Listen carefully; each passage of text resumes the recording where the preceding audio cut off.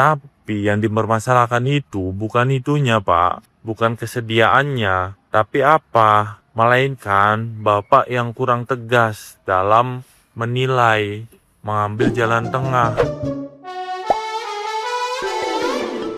Kritik tajam kini menyoroti peran Wakil Wali Kota Surabaya, Cak Armuji, dalam memimpin mediasi sengketa rumah yang viral.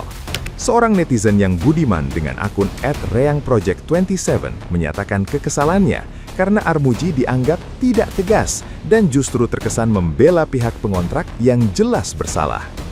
Keputusan untuk memberikan uang kompensasi dari pemilik rumah dinilai mencederai logika hukum karena pelaku pelanggaran justru dimanjakan dengan hadiah finansial. Meskipun Cak Armuji berdalih nominal tersebut merupakan hasil kesepakatan, netizen yang berbakti menilai pemerintah seharusnya bertindak lebih rasional dalam menganalisis mana korban dan mana pelaku. Pemilik sah yang sudah dirugikan bertahun-tahun terpaksa menurunkan ego demi menyudahi kekacauan akibat mediasi yang kurang objektif. Langkah pencarian jalan tengah ini dikritik keras karena dinilai tidak memberikan keadilan struktural bagi korban sengketa. Jadi yang mereka butuhkan itu ketegasan Bapak, menganalisa mana korban, mana pelaku. Masa pelaku diberi kompensasi? Sebelum telah muncul klarifikasi dari Cak Armuji dengan pemilik tanah, ya. Cak Armuji di sini lebih ke menjelaskan bahwa ide 5 juta itu bukan dari dia, melainkan dari pemilik tanah, hasil musyawarah. Tapi yang dipermasalahkan itu bukan itunya, Pak. Bukan kesediaannya, tapi apa? Melainkan Bapak yang kurang tegas dalam menilai, mengambil jalan tengah. Sebenarnya kalau dilihat dari konten kemarin, itu pemilik rumah itu sebenarnya nggak mau, Pak, karena sudah sakit hati. Akhirnya apa? Mereka marah-marah. Nah, akhirnya turunlah pemilik rumah egonya untuk memberi 1 juta per kepala. Itu apa artinya? Artinya mereka itu merasa dirugikan, Pak. Nah, terus Bapak mengajukan untuk 5 juta sesuai kesepakatan. Ya, toh mereka datang ke Bapak itu pengen dapat keringanan, Pak, supaya tidak terlalu besar kompensasinya. Malah Bapak sesuai kesepakatan musyawarah. Jadi yang mereka butuhkan itu ketegasan Bapak, menganalisa mana korban, mana pelaku. Masa pelaku diberi kompensasi?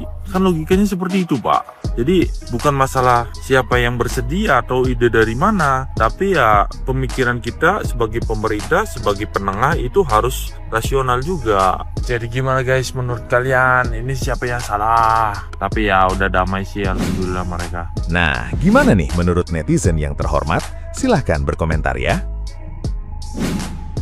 Ini kasusnya persis seperti kasusnya Nenek Elina yang di Kukuhan. Mbak ini termasuk sabar loh. Masih ngasih pesangon, masih ngasih waktu sama yang ngontrak. Ini kan mediasi yang punya rumah sama pengontrak didampingi Cak Armuji.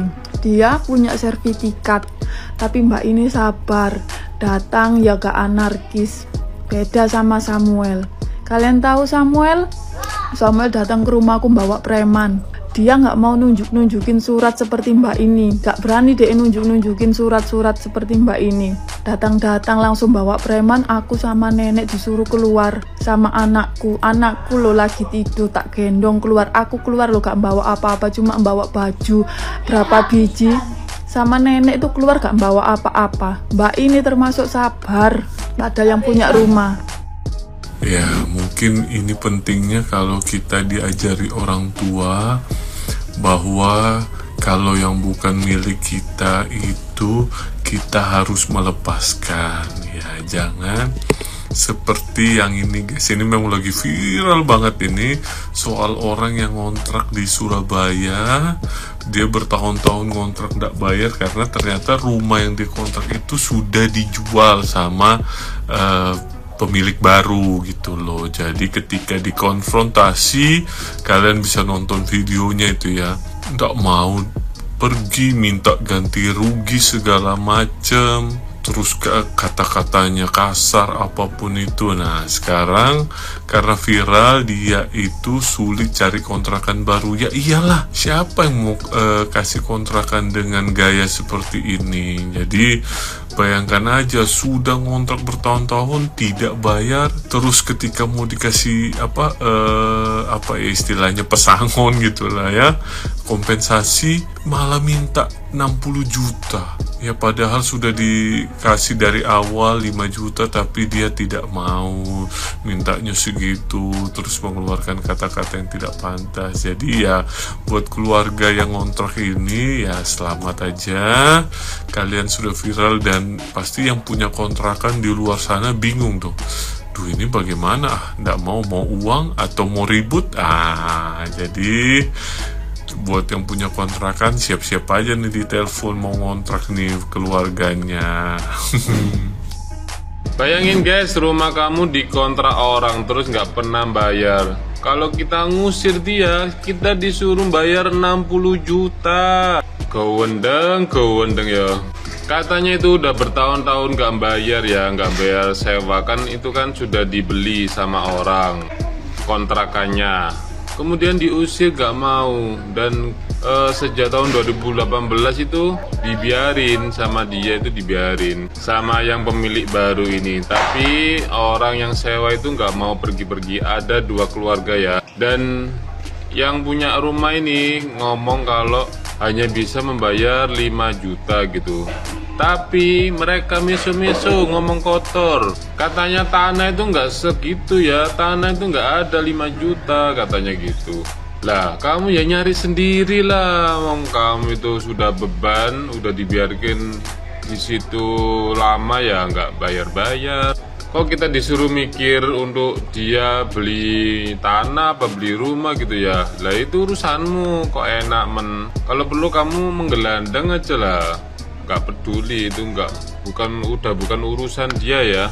Malah awalnya itu dia minta 60 juta. Gendeng, wong gendeng ikan aja nih.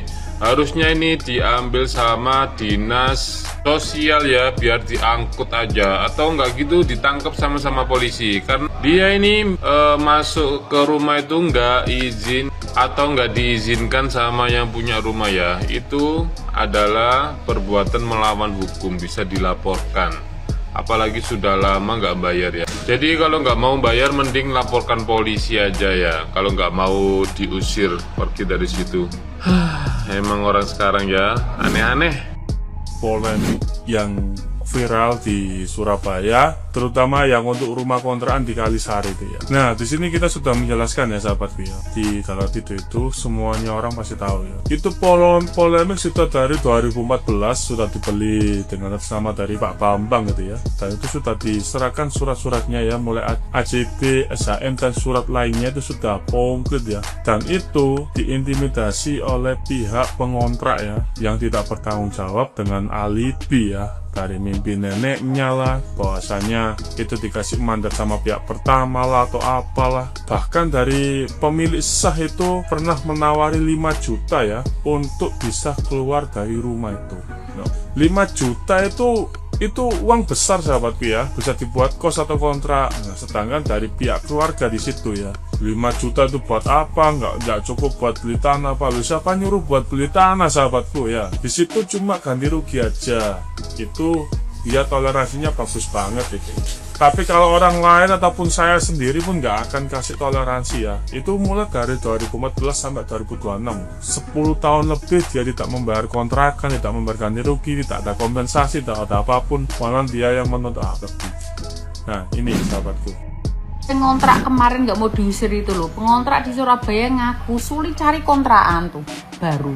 Usai viral, ogah pindah tuh kan lah, bleber lanjut ya, orang pada takut tuh yang punya kontrakan. Nanti ibu bilangnya ngontrak, tapi nanti kontrakan itu ibu ambil alih, katanya punya ibu. Nanti ibu bayarnya sebulan, tapi pas ditagih lagi bulan depan ibu ngomongnya udah bayar setahun. Terus ya kan, terus yang tetangga sama ibu nih ya kan, nanti ibu ndelelah pinjem uang 1 juta sama tetangga atau 500, nanti ibu ngomongnya nggak minjem gitu kan, atau minjem 1 juta, nanti ibu ngomongnya cuma 200 gitu. Jadi orang tuh udah parno duluan bu, udah takut duluan, apalagi muka ibu tuh udah ngartis gitu, terkenal gitu kan. Mulane kadang lebih enak itu orang itu kayak apa adanya gitu loh bu. Kalau punya ya punya, enggak ya enggak gitu kan. Apa dulu perjanjiannya gitu kan. Kalau perjanjiannya dulu nyewa ngontrak setahun, ya kalau udah setahun udah pergi gitu kan. Kalau perjanjiannya dulu 5 juta, seandainya sewanya per 3 tahun, ya kalau udah 3 tahun tuh tanyaan lagi gitu kan.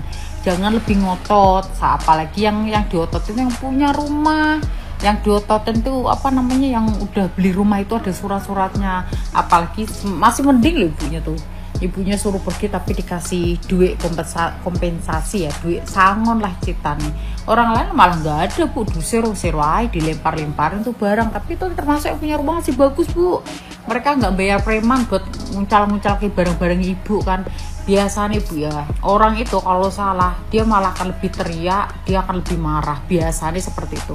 Orang kalau salah tuh begitu, dia akan teriak, dia akan marah-marah. Pokoknya gimana cara suara itu harus lebih kelihatan tinggi, biar orang-orang tuh larinya tuh ke ibu tuh ya gitu, biar orang tuh salfok. Tapi ya bu ya tetap aja bu, kadang orang yang diem itu, tapi kalau benar tuh selalu menang gitu kan intinya. Seperti itu, tapi kok kita nggak menang-menang ya, dimintain pajak mulu, tapi koruptor kok makin bajelela tuh.